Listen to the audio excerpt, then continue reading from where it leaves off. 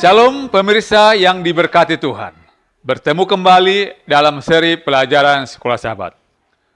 Mengawali pelajaran Sekolah Sahabat, mari kita sama-sama berdoa.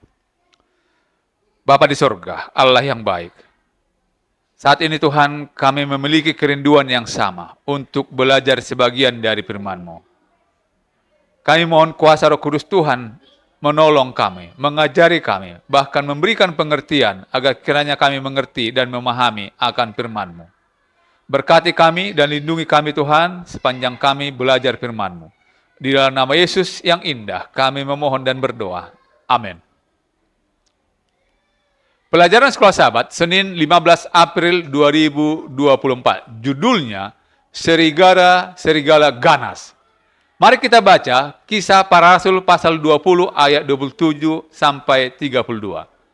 Di ayat 27, sebab aku tidak lalai memberitakan Injil, memberitakan seluruh maksud Allah kepadamu.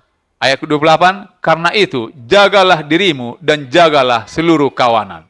Karena kamulah yang ditetapkan Roh Kudus menjadi penilik untuk mengembalakan jemaat Allah yang diperolehnya dengan darah anaknya sendiri. Di ayat 29, aku tahu bahwa sesudah aku pergi, serigala-serigala yang ganas akan masuk ke tengah-tengah kamu dan tidak akan menyayangkan kawanan itu. Di ayat 30, bahkan dari antara kamu sendiri akan muncul beberapa orang yang dengan ajaran palsu mereka berusaha menarik murid-murid dari jalan yang benar dan supaya mengikut mereka. Di ayat 31, sebab itu berjaga-jagalah dan ingatlah bahwa aku 3 tahun lamanya, siang malam dengan tiada henti-hentinya menasehati kamu masing-masing dengan mencucurkan air mata. Di ayat 32, dan sekarang aku menyerahkan kamu kepada Tuhan dan kepada firman kasih karunia-Nya yang berkuasa membangun kamu dan menganugerahkan kepada kamu bagian yang ditentukan bagi semua orang yang telah dikuduskannya. Peringatan khusus apakah yang Rasul Paulus berikan kepada para pemimpin jemaat di Efesus mengenai kemurtatan dan yang akan datang?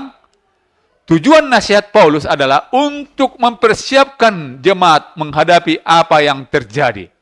Dalam ayat-ayat ini, ia menjelaskan 2 hal yang menjadi perhatian utama. Keprihatinannya yang pertama adalah, serigala-serigala yang ganas akan masuk di tengah-tengah kamu, dan tidak akan menyayangkan kawanan itu. Kisah Para Rasul 20 ayat 29. Dengan kata lain, orang-orang percaya akan menghadapi penganiayaan yang kejam, tetapi dari dalam gereja.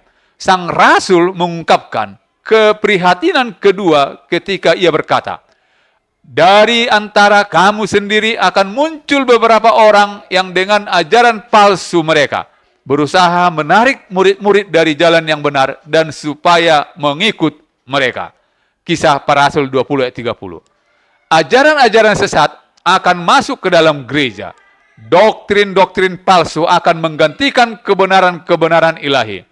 Praktik-praktik kafir akan menang.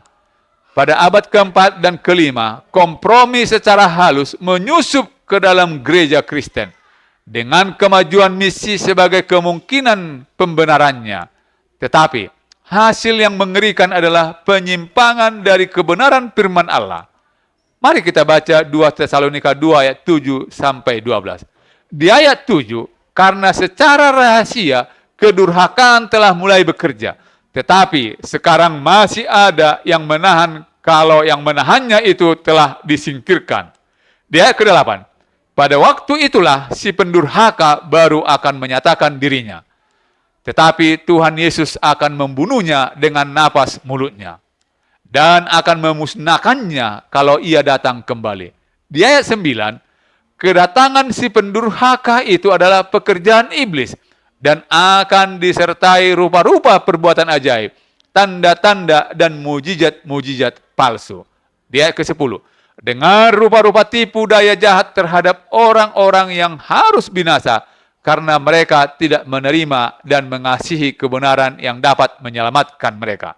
Di ayat ke-11, dan itulah sebabnya Allah mendatangkan kesesatan atas mereka yang menyebabkan mereka percaya akan dusta. Dia ke-12, supaya dihukum semua orang yang tidak percaya akan kebenaran yang suka kejahatan. Lalu, bagaimanakah Rasul Paulus menggambarkan kemurtatan yang akan datang? Lalu, ciri-ciri apakah yang orang harus cari? Komentar Paulus, rahasia kedurhakaan telah mulai bekerja adalah sangat penting. Bahkan pada zaman Paulus ada penyimpangan secara bertahap dari kebenaran firman Allah mengenai ketaatan kepada hukum Allah. Penyimpangan ini akan berkembang di abad-abad berikutnya. Bertentangan dengan perintah kedua, berhala-berhala diperkenalkan ke dalam penyembahan Kristen. Selama ribuan tahun, berhala berada di garis depan dari semua agama kafir. Untuk membuat kekristenan lebih dapat diterima oleh orang kafir yang masuk ke dalam gereja Kristen, dewa-dewa kafir diganti namanya menjadi apa yang disebut orang-orang kudus. Hari Minggu, hari penyembahan untuk dewa matahari. Secara bertahap diadopsi sebagai hari ibadah Kristen untuk menghormati kebangkitan Yesus. Hari yang salah ini yang tidak dibenarkan oleh kitab suci masih berlaku sampai sekarang. Kompromi seperti apakah yang kita lihat masuk ke dalam gereja saat ini? Lebih penting lagi, kompromi apakah yang mungkin Anda lakukan? Lalu, apakah kadang-kadang dengan mencampurkan kebenaran dan kesalahan? Tuhan memberkati. Mari kita berdoa. Bapa di surga, pelajaran firman Tuhan pada malam ini mengingatkan kami kembali bagaimana upaya-upaya penggoda untuk mempengaruhi kami untuk meragukan rencana keselamatan yang Tuhan telah berikan kepada kami. Untuk itu Tuhan, biarlah kuasa Roh Kudus Tuhan yang selalu menuntun kami, menguatkan kami, umat-umat-Mu untuk tetap setia dan percaya hanya kepada Yesus. Terima kasih Tuhan atas kebenaran yang baik yang Tuhan telah sampaikan kepada kami pada saat ini. Terpujilah nama-Mu dari sekarang sampai selama-lamanya. Di dalam nama Yesus kami berdoa. Amin.